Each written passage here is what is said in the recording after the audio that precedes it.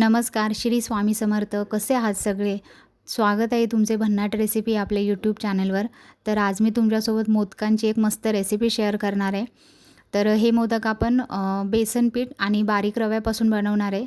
तर त्यासाठी मी अर्धा लिटर दूध गरम करायला ठेवलेलं आहे.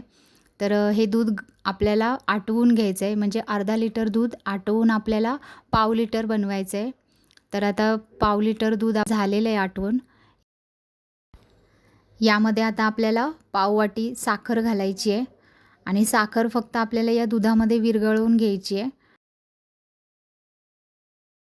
साखर विरघळली की गॅस बंद करायचा आणि हे दूध आपल्याला थंड करून घ्यायचं आहे. कढईमध्ये मी अर्धी वाटी तूप गरम केलेलं आहे. तूप गरम झालं की यामध्ये अर्धी वाटी मी बारीक रवा घातलेला आहे.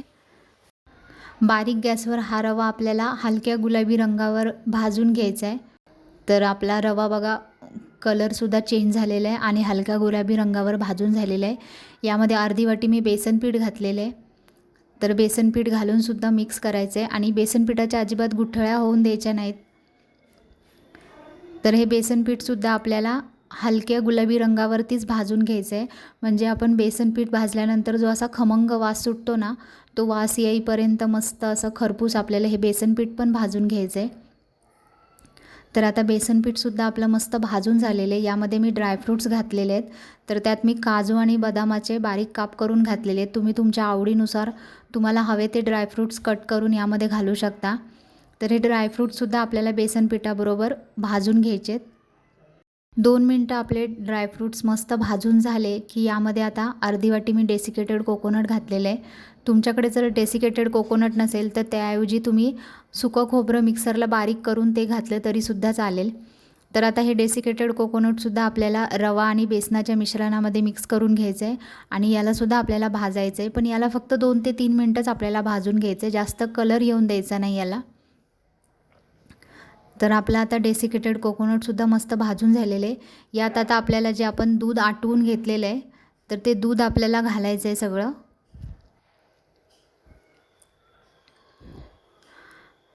केसरच्या काही काड्या मी पाण्यामध्ये भिजत घातल्या होत्या. तर ते केसरचं पाणी याच्यामध्ये घालायचं आहे आणि बारीक गॅसवर मिक्स करत आपल्याला हे मिश्रण मिक्स करून घ्यायचं आहे. पूर्ण एकजीव करून घ्यायचं आहे आणि याचा घट्ट असा गोळा तयार होतो पूर्ण.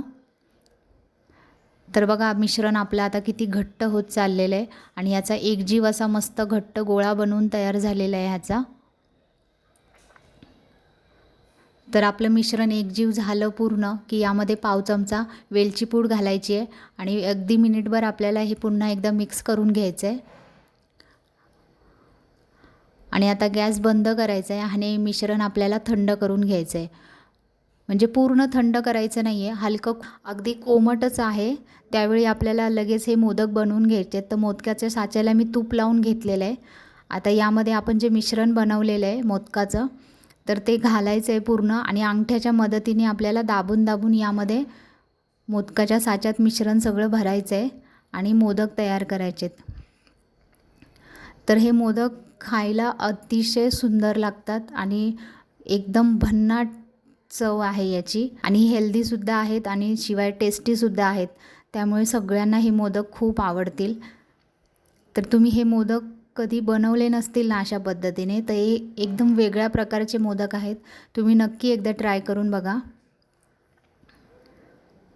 खूप कमी वेळेमध्ये अगदी घरगुती साहित्यामध्ये हे मोदक तयार होतात. तर बघा हे मोदक आपले मस्त तयार झालेले आहेत. आजची ही मोदकांची रेसिपी तुम्हाला कशी वाटली मला कमेंट करून नक्की सांगा. व्हिडिओ आवडला असेल तर प्लीज व्हिडिओला लाईक करा. चॅनलवर नवीन असाल तर सबस्क्राईब करायला विसरू नका. Thank you for watching.